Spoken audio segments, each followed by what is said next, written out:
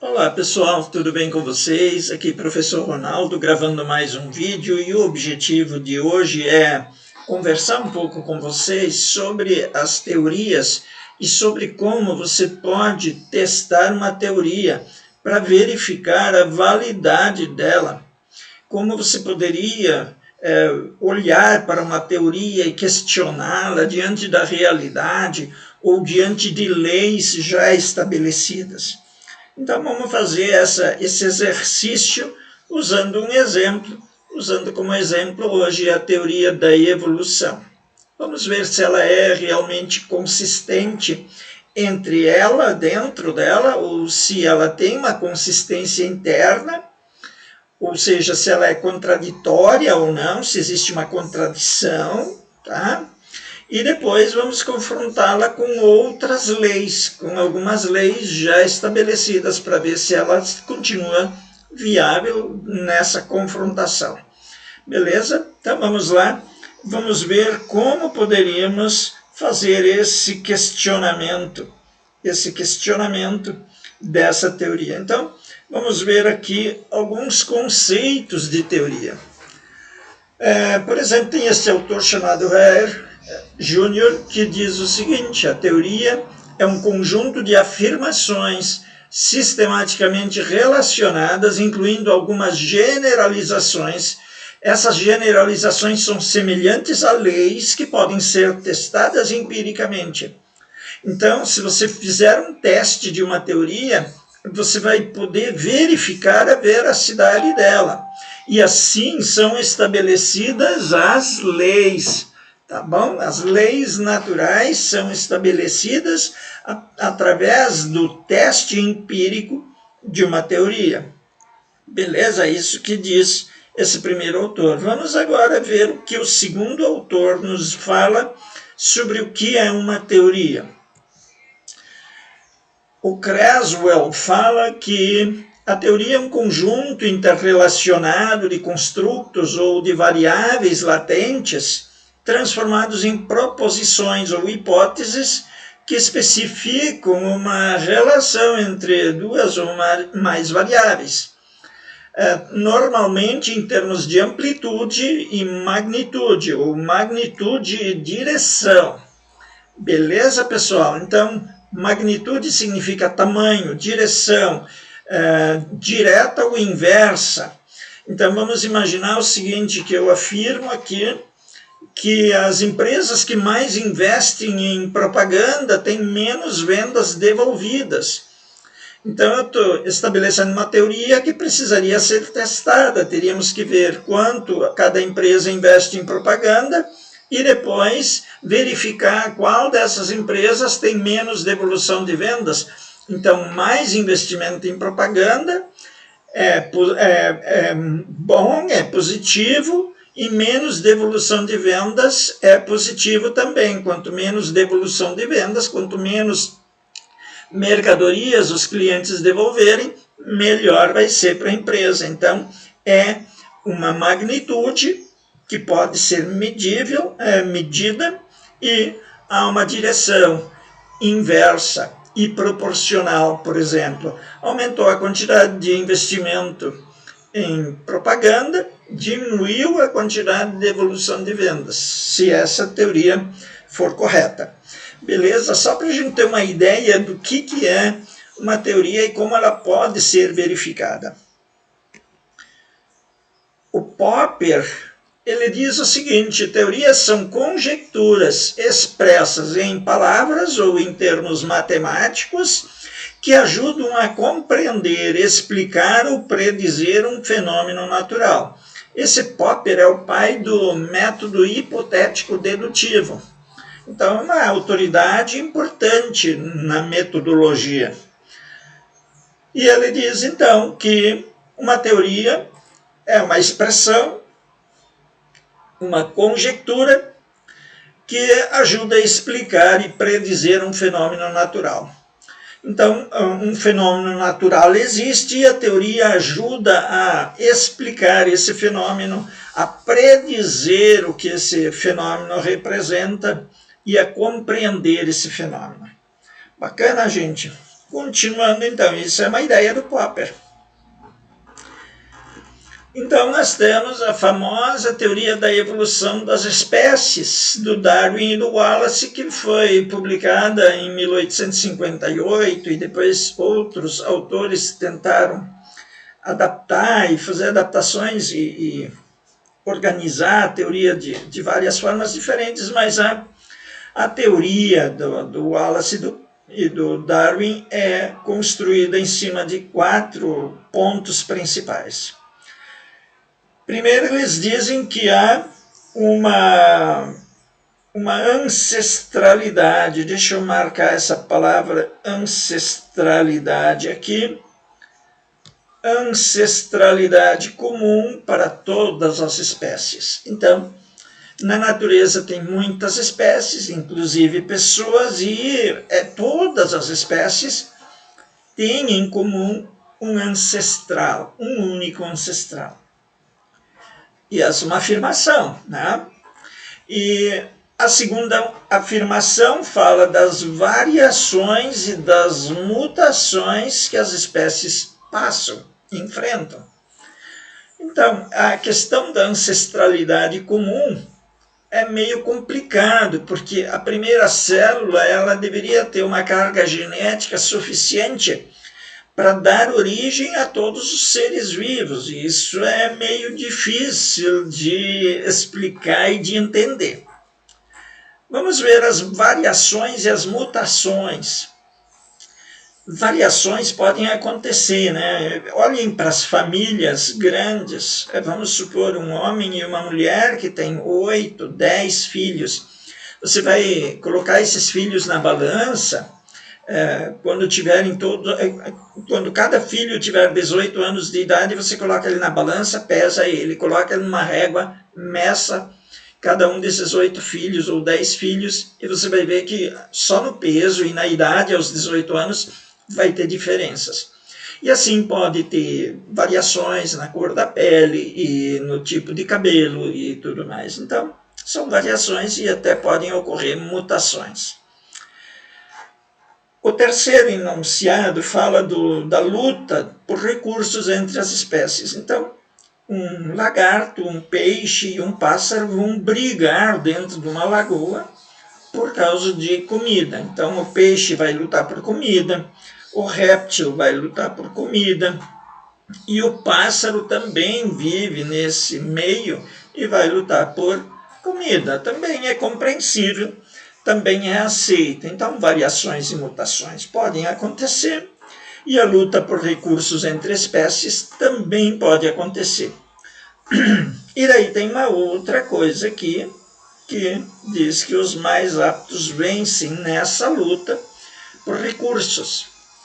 Até por fêmeas, lutar, um animal briga com outro por causa da fêmea. Isso acontece muito entre os animais e é natural que ocorra essa luta. E os mais aptos vencem, claro. Se um cachorro grande brigar com um cachorro pequeno por causa de comida, ou um lobo pequeno briga com um lobo grande por causa de comida no meio da selva, é claro que o mais apto vence. Então, nessa parte também, eu preciso concordar que isso ocorre. Então, o ponto divergente que eu vejo, assim, o ponto nevrálgico dessa teoria é a ancestralidade comum para todas as espécies. Então, isso é um pouco complicado de aceitar, um pouco não, bastante complicado de entender e aceitar. Beleza? Então, mas vamos olhar cada um dos 4 tópicos separados agora. O tópico 1, em qualquer grupo de espécies, todos os indivíduos possuem ancestrais em comum em algum momento da história evolutiva. Isso que é difícil de entender, porque uma célula que teria dado origem aos seres, como é que poderia ter a carga genética para dar origem a variações tão grandes e como essas variações poderiam evoluir? O segundo tópico, então, fala que indivíduos da mesma espécie, mesmo que parentes próximos, possuem variações entre si, o que é resultado de mutações e ou resultado de reprodução sexuada. Tranquilo, esse segundo tópico, tranquilo, dá para entender bem, certo? Agora o terceiro tópico. O terceiro tópico diz que a limitação na disponibilidade de recursos faz com que indivíduos de uma população lutem direta ou indiretamente por esses recursos e pela sua sobrevivência. Bacana, tranquilo, isso acontece, a gente pode verificar. Ficar uns dias no meio de uma mata, a gente percebe isso. E o quarto tópico, aqueles que sobrevivem, ou seja, os mais aptos, podem transmitir à prole ou aos seus filhos a característica que permitiu sua vitória, caso essa característica seja hereditária.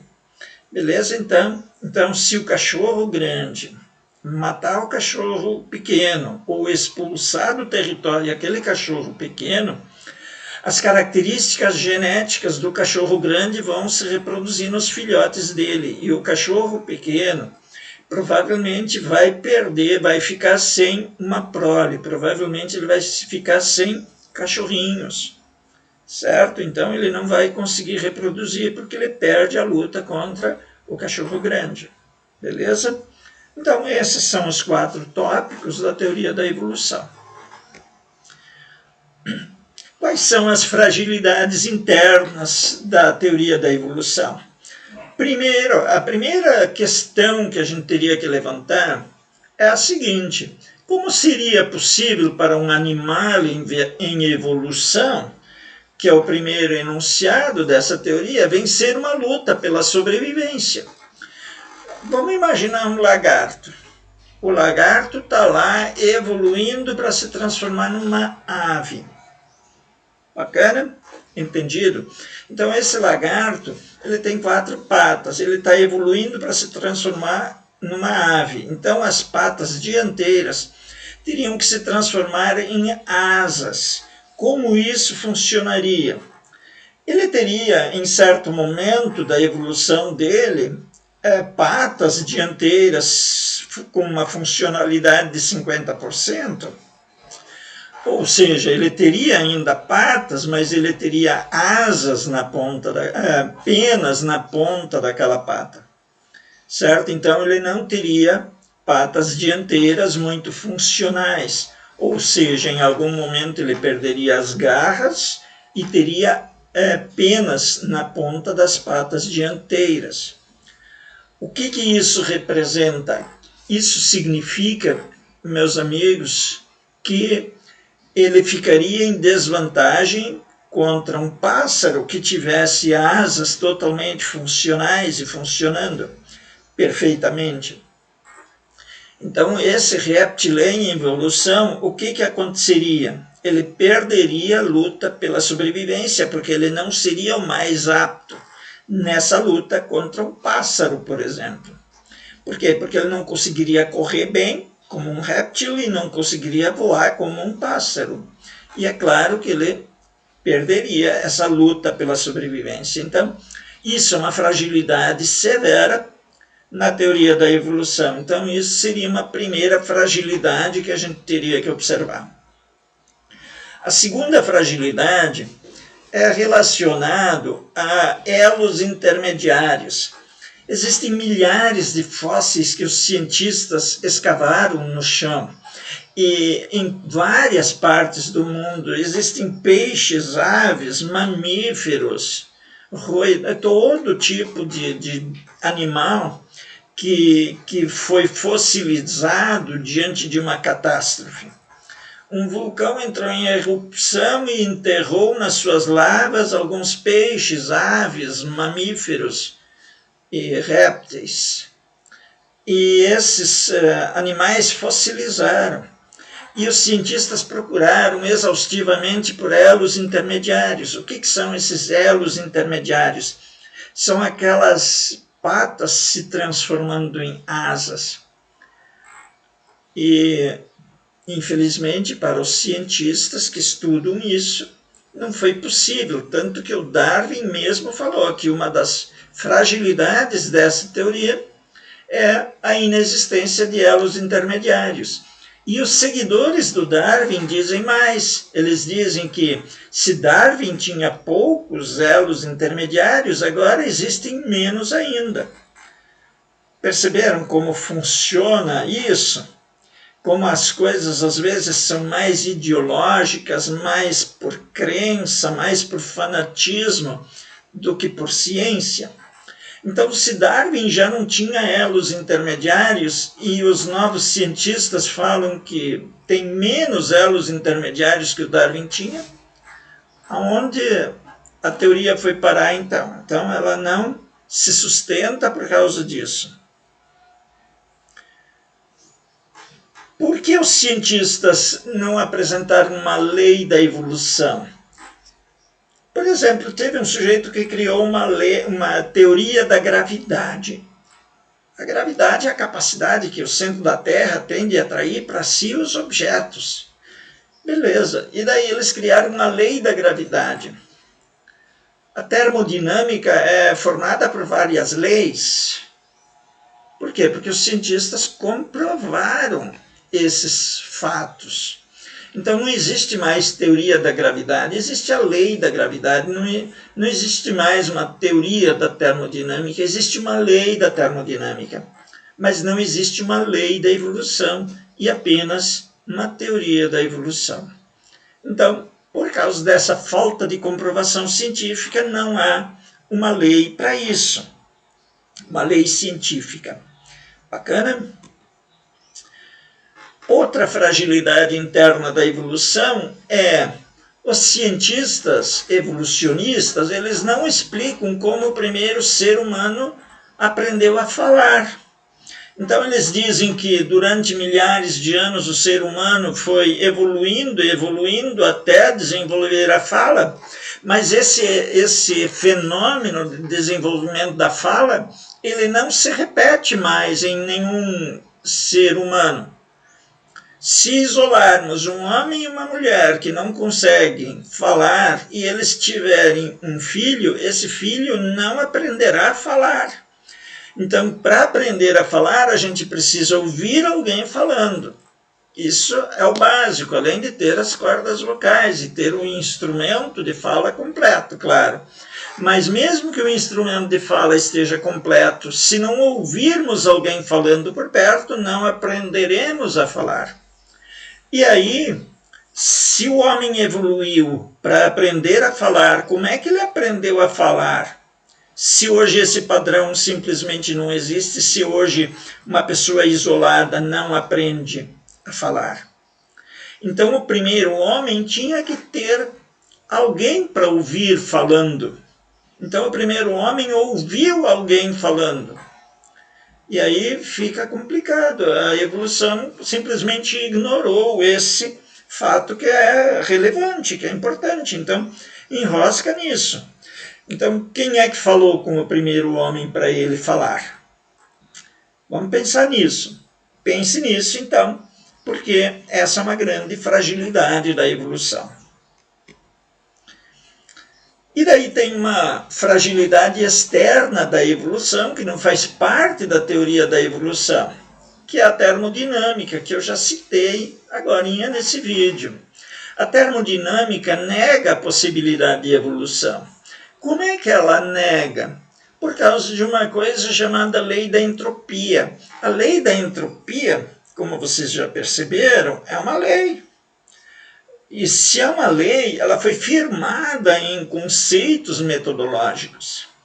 Se a entropia é uma lei, então nós não temos mais que discutir a entropia.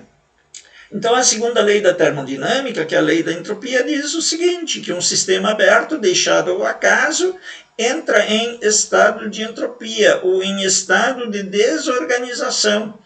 Então, aquele ser humano deixado sozinho no meio do mato, ele não evolui, ele não aprende a falar sozinho.